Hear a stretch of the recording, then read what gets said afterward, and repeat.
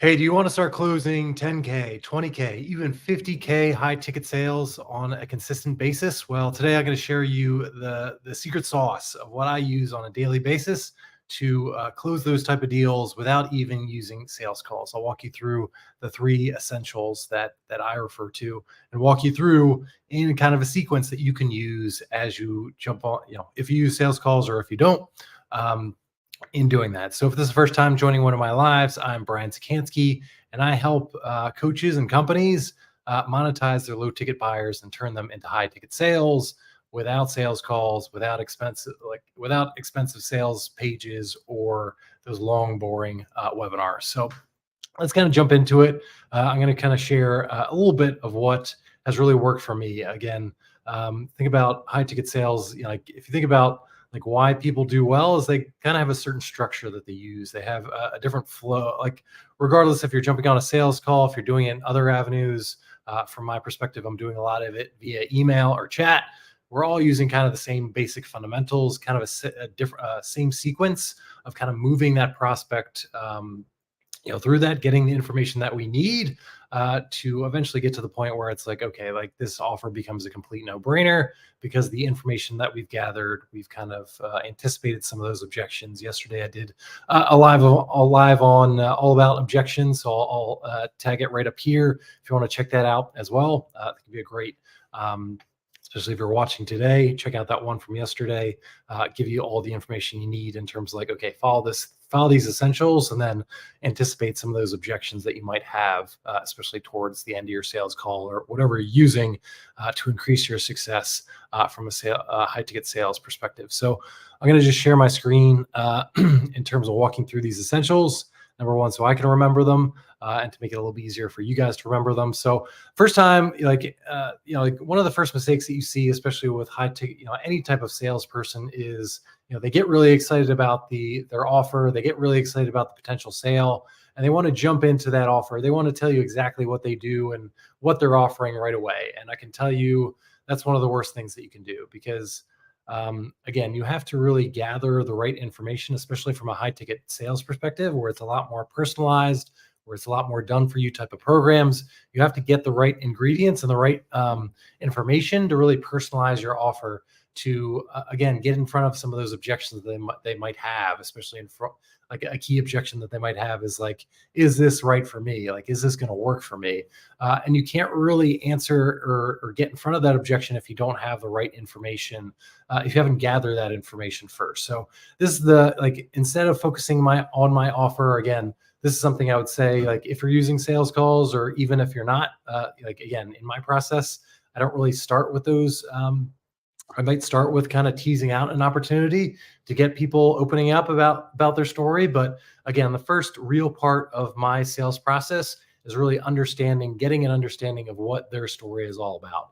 Asking them a series of questions, like what problems are they dealing with? What outcomes are they looking for? And it's important to, number one, just kind of listen. If you're listening or reading, in my case, I'm more reading, but kind of getting an idea of like what words are they using to describe their outcome? What are those kind of trigger events are they dealing with in their day-to-day life? What are those pain points coming up for them? Because not everybody is in pain 24 hours a day, 7 days a week. So we want to get a sense of like, okay, what parts of their day does this pain point that your offer is associated with really come up? And we want to get them, kind of stir them up a little bit emotionally to start thinking about those things, because it's really going to associate with the next step that I'll go through, but also connecting that to your offer as well. So again, we want to get a backstory of a little bit what they're dealing with, what are some of those parts of their day where that pain point is at their highest, and then get a sense for like, what is their outcomes? Like, what is that dream scenario for them?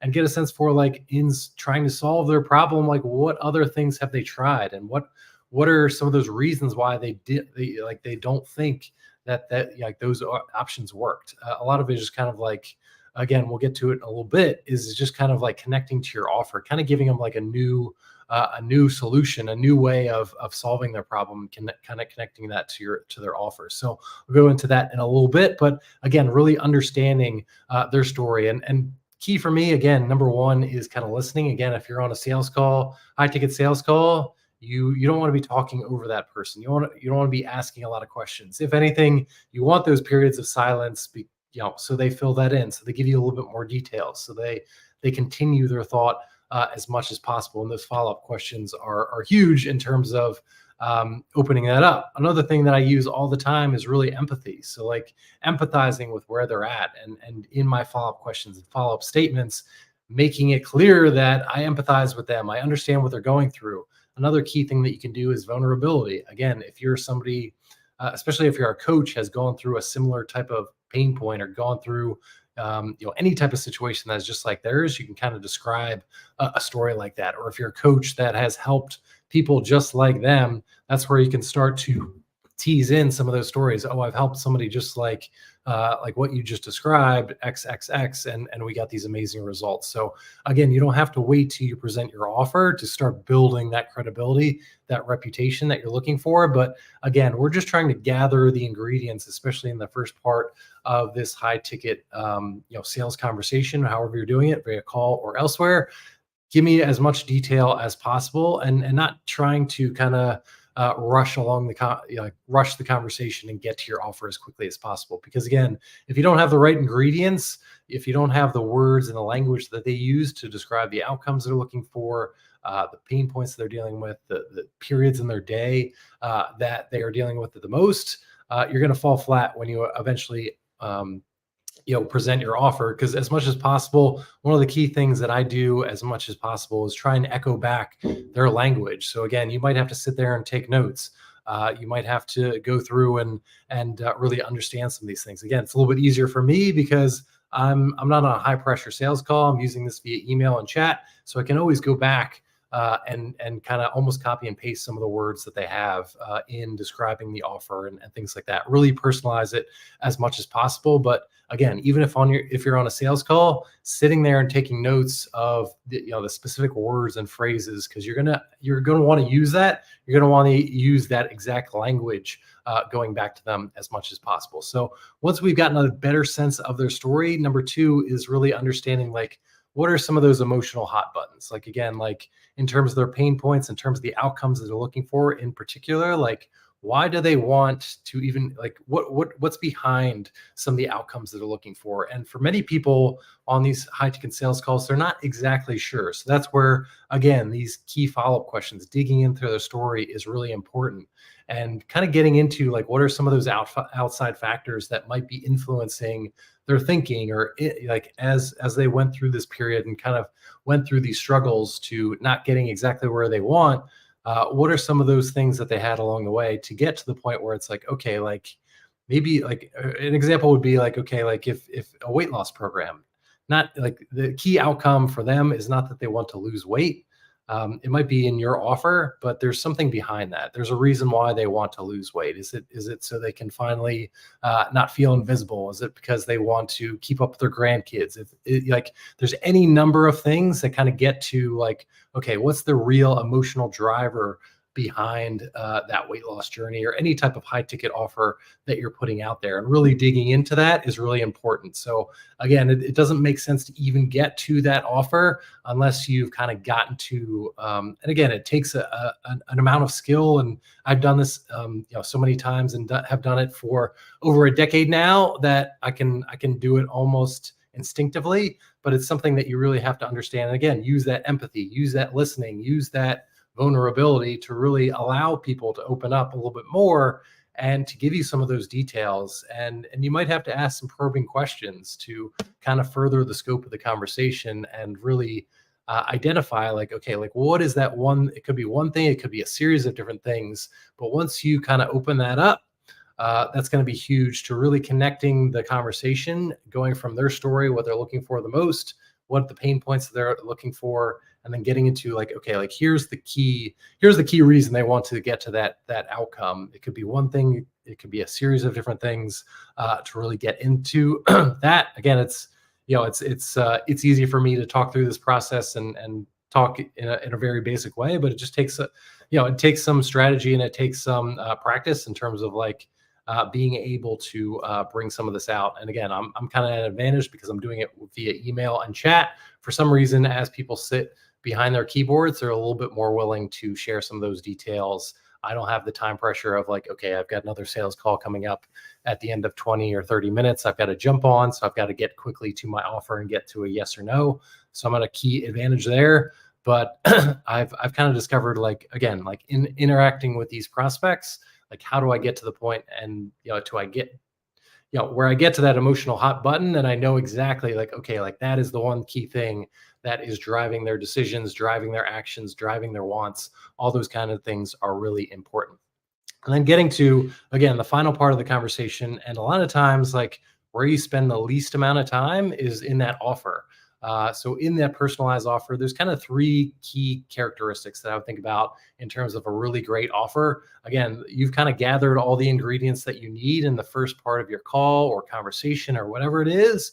Like all we really want to do is echo that back and really personalize this and put it on a silver platter in terms of like, okay, you've got these pain points, you've got this outcome.